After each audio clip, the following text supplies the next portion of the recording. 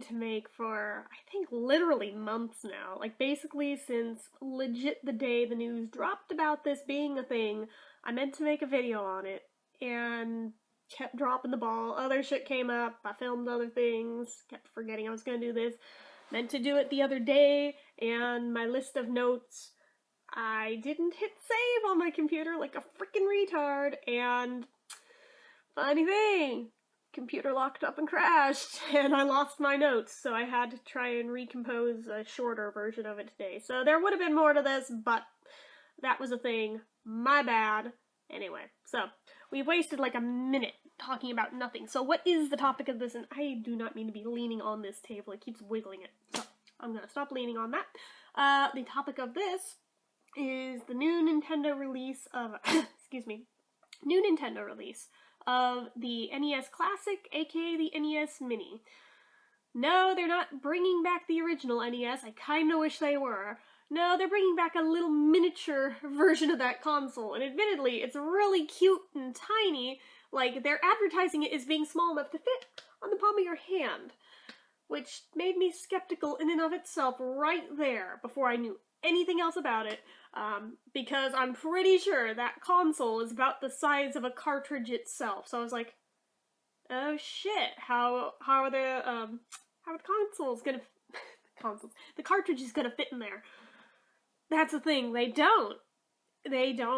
It's not functional, it's basically housing for an overglorified emulator.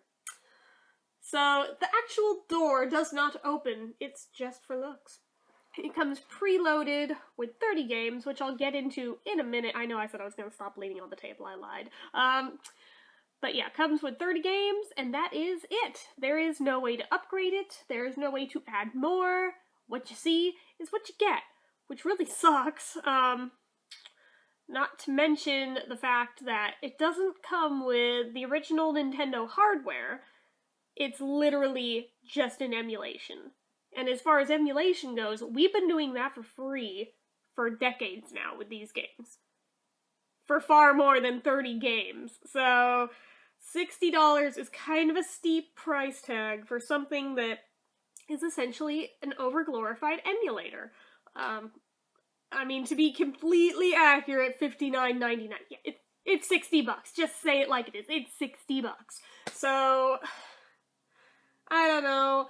I like the kitschy novelty factor. I was an original 80s baby. I had the original Nintendo. I actually still have it, but the wires got chewed on by my cats, so it doesn't work anymore. I don't know if there's a way to switch out those wires or not. If there is, then I guess I still have a functional Nintendo, but I don't think they come off is the problem. But regardless, this is not one of those. This just looks like it, except smaller. Like, much smaller. Which I guess is cute. I mean, a lot of gamers today weren't even around back when the original NES was still a thing, so they kinda get to experience it, but it's nothing they haven't already been able to play on the Virtual Console. Although, granted, you did have to buy the games, and I think they're, what, like $5, $6 a pop? Sometimes 10, depending on the game. Yeah, it adds up, it gets pricey, and you don't really want to pay that much for old-ass games, especially when you know damn well you can emulate them for free. So it just, I don't know. And it's a very limited selection of games in the Virtual Console, just like it's a very limited selection that comes here. And my favorite game of all time is not in here from the Nintendo. I'm pissed. I'm pissed that they did not include Mega Man 3. So, at least they have Mario 3, that's my other favorite, but I think we'd see rioting in the streets if they didn't include that one. Everyone would have lost their shit. So, they also probably wouldn't sell a single one of these without that. So, they kind of had to, but... Okay, so the list... Let's see here. Alright. So it comes with Balloon Fight, which... I know it has a cult following, but... I was never that big on that one. I mean, we had it, but it wasn't my favorite game in the world.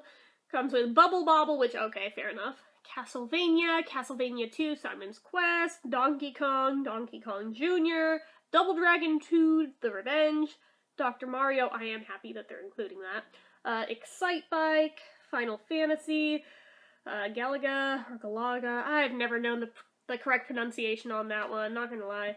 Ghosts and Goblins, Gradius, Ice Climber, Kid Icarus, Kirby's Adventure, Mario Brothers, Mega Man 2, Metroid, Ninja Gaiden, Pac-Man, which, you know, I hate to be nitpicky, but wasn't Pac-Man originally Atari, not NES?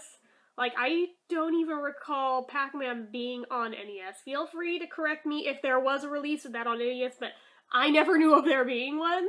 So, yeah, I'm that old. We had an Atari, too. So, anyway, yeah, so that's on there. So is Punch-Out featuring Mr. Dream.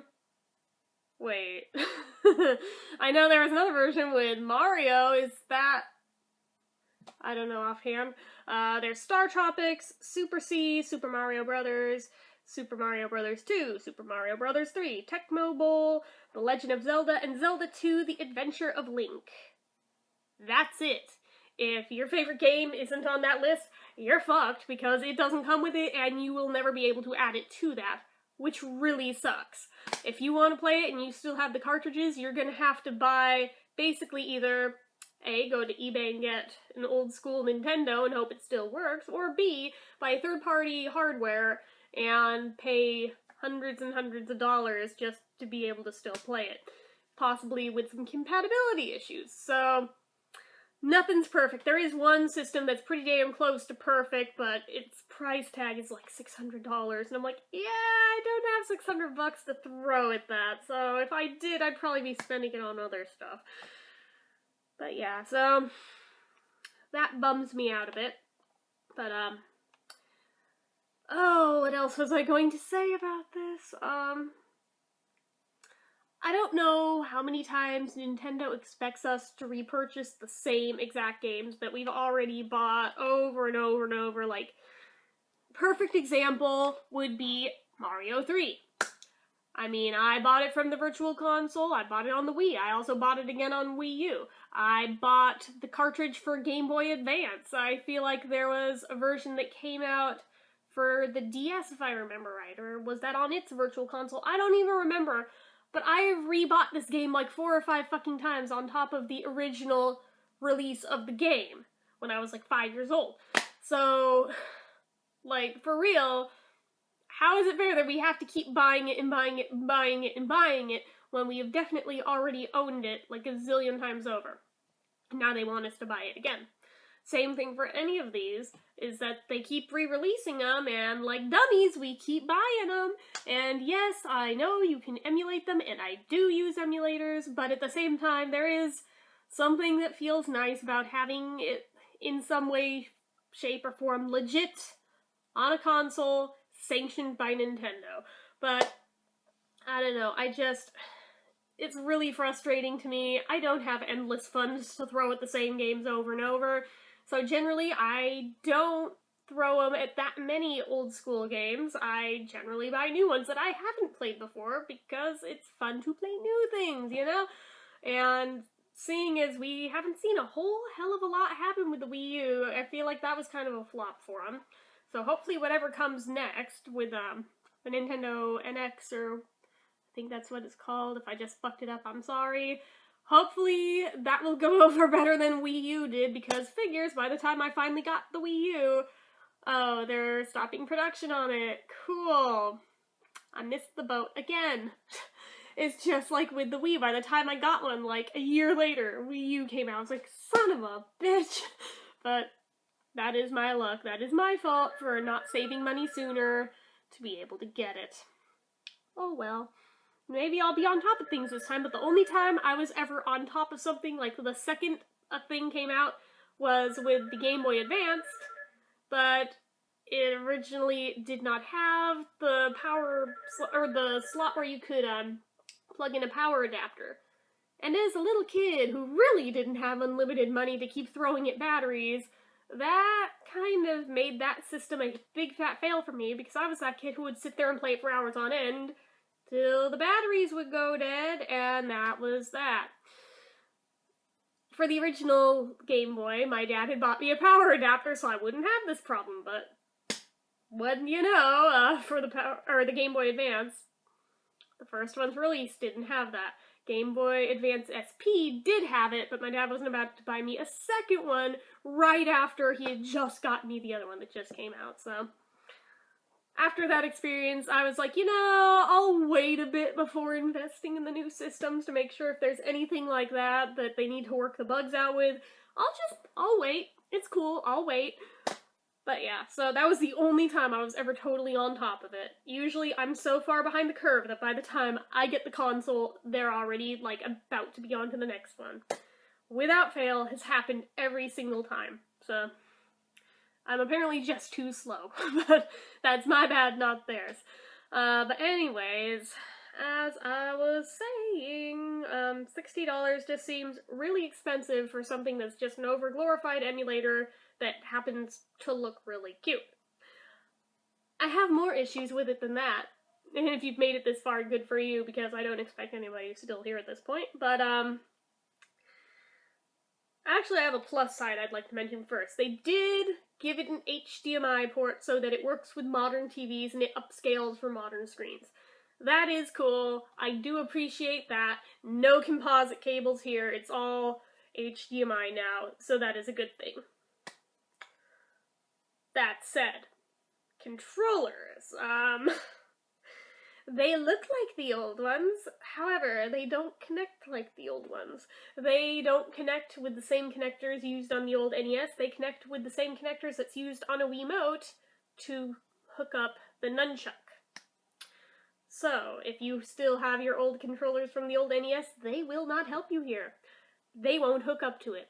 And even if they did, something like the Zapper gun wouldn't work anyway, because they only work on CRT TVs. And Nintendo, if you're listening, we would love a modern-day peripheral to the Zapper gun, so we could play Duck Hunt again. Or at least I would. I know a lot of other people would, too. But, yeah, that kind of sucks that any of the old-school peripherals that we might still have laying around, because I still have the big bulky joystick. It was like the square, had the joystick, a bunch of extra buttons on it too. I still have that. I forget what exactly it's called off the top of my head, but I've got it. I still have the Zapper gun, not that I can use it. I've still got the Power Glove, believe it or not. Not that that was very useful for anything at this point, I just kept it for bragging rights, but yeah, again, 80s baby. I had to have it because it was the cool thing, because yeah, I saw the freaking movie with it in it, and yeah. I fell for it hook, line, and sinker. But anyway, that was the thing. I still have a bunch of the other alternative controllers for it, but none of those will work with this, which really sucks. But anyway, what else?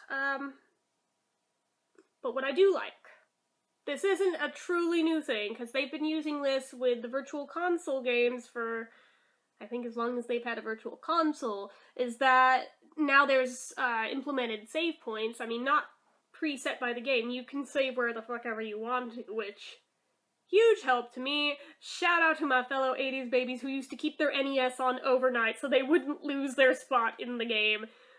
Definitely did that shit constantly. No holds barred here, so... Yeah, I am very thankful to have save points that are unlimited save points now, that we don't have to mess around with the save codes anymore. It's a beautiful thing. I do appreciate that. However, like I said, there's just so many other issues with this thing that it hardly seems worth it for the couple of good things that it's got going for it. Will I buy it? I'm a sucker for Nintendo, so yeah, I probably will buy it. I've bought just about everything they've ever put out, so...